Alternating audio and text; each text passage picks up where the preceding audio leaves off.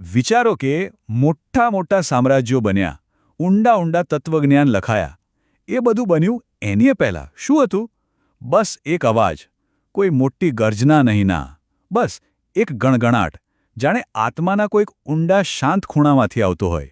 અને સમજો, આ કોઈ રાજાના ફરમાન નથી, આ તો અંગત કબૂલાતો છે, સમયની ધૂળ નીચે દબાઈ ગયેલી એવા શબ્દો જે કદાચ અડધી રાત્રે ઘોર અંધારામાં એકાંતમાં બોલાયા હશે, જે સાંભળવાવાળું કદાચ કોઈ નહોતું સિવાય કે દેવતાઓ કે પછી રાતનું એ ઘેરું મૌન.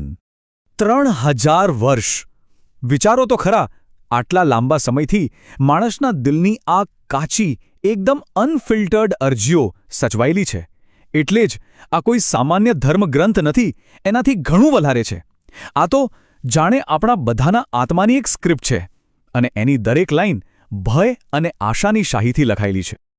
તો ચાલો આ કહાણીની શરૂઆત કરીએ. અને આ કહાણીની શરૂઆત ત્યાંથી જ થાય છે જ્યાંથી કદાચ દરેક કહાણીની શરૂઆત થાય છે, અંધારામાંથી.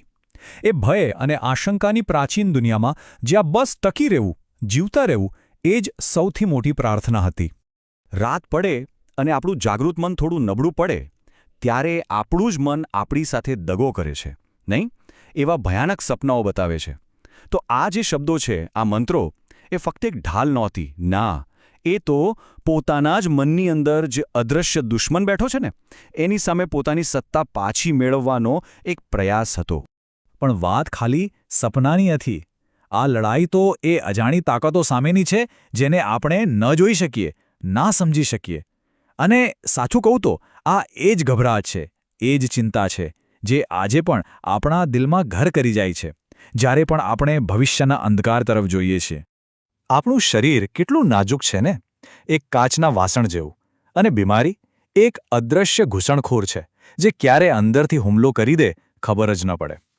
એ જમાનામાં જ્યારે વિજ્ઞાન નહોતું ત્યારે આ સ્તોત્રો જ આધ્યાત્મિક દવા હતા. આ શબ્દોનો ઉચ્ચાર એટલે જાણે એ અજાણ્યા દુશ્મનને શરીરમાંથી બહાર કાઢવાનો એક પ્રયત્ન. અને તમે દરેક શ્લોકમાં જોશો ને તો માણસના શરીરની કમજોરીની એક ઊંડી સમજ દેખાશે. આ ખાલી મને સાજો કરી દો એવી વિનંતીઓ નથી. આ તો સમયની સાથે જે બધું ખતમ થઈ જાય છે એ મોટી ઉદાસીન શક્તિઓ સામે જીવતા રહેવા માટેની એક તીવ્ર, ભયાવહ ચીસ છે. પણ ગમે તેટલું અંધારું હોય, ક્યાંક તો પ્રકાશનું એક કિરણ હોય જ છે. અહીં એ કિરણ હતું ઈચ્છાની જ્વાળા. બધું જ ખતમ થઈ જશે એવા ડરની સામે કંઈક બનાવવાની, કંઈક સર્જન કરવાની માણસની એ અતૂટ જીદ. કારણ કે આ જે ગણગણાટ હતા એ ખાલી ડરના નહોતા, એ સપનાઓના પણ હતા. વિચારો, એ દુનિયા કેટલી અસ્તવ્યસ્ત હશે. આવી દુનિયામાં પ્રેમ અને લગ્ન શું હતા? એ અરાજકતા સામે ટકી રહેવા માટેનું એક નાજુક ગઠબંધન, સ્થિરતા માટેનો એક કરાર, એકબીજામાં જ આશરો શોધી લેવાની, સુરક્ષા અને સાતત્ય બનાવવાની એક પ્રાર્થના હતી. અને પછી વારસો બનાવવાની ઈચ્છા, કે મારું નામ રહી જાય. સમયના પથ્થર પર પોતાનું નામ કોતરવાની એક મથામણ, એ ભૂસાઈ જાય પહેલાં. એટલે આ જે પ્રાર્થના છે ને, એ ખાલી પૈસા ટકા માટેની નથી. આ તો ગુમનામી સામેની લડાઈ છે. કોઈ મને ભૂલી ન જાય એ ડર સામેની લડાઈ. આનાથી વધારે સાચું અને ઈમાનદાર શું હોઈ શકે?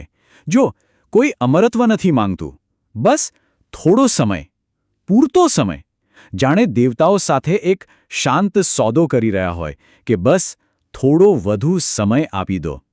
એક ભરપૂર જીવન જીવવા માટેની કેટલી સરળ પણ કેટલી શક્તિશાળી ઈચ્છા છે આ.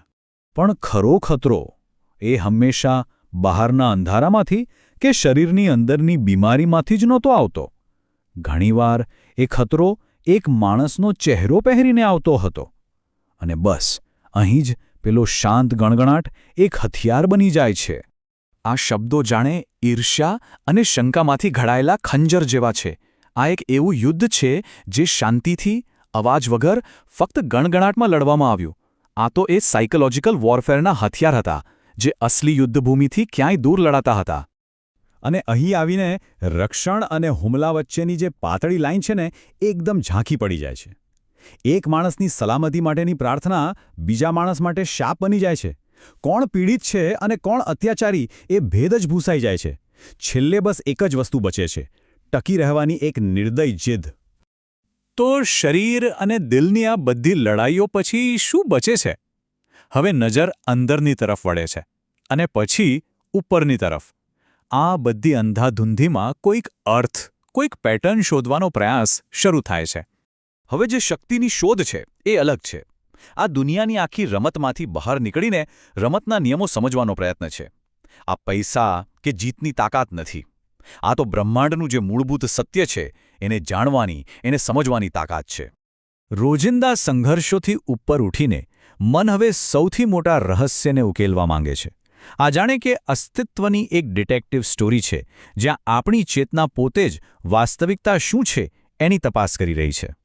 તો આમ એક અંધારા ઓરડામાં ડરીને રડવાથી શરૂ થયેલી વાત ક્યાં પહોંચી? સીધી બ્રહ્માંડને પૂછાયેલા એક ઊંડા સવાલ સુધી. આ એક જ આત્માની સફર છે જે હજારો વર્ષ લાંબી છે. આજે હજારો વર્ષો પછી સ્ટેજ બદલાઈ ગયું છે. આપણી પાસે નવી ટેકનોલોજી છે, બધું જ અલગ છે. પણ જરા ધ્યાનથી સાંભળો, એકદમ શાંત પળોમાં શું એ જ જૂનો પ્રાચીન ગણગણાટ આપણને હજી પણ આપણી અંદરથી સંભળાતો નથી?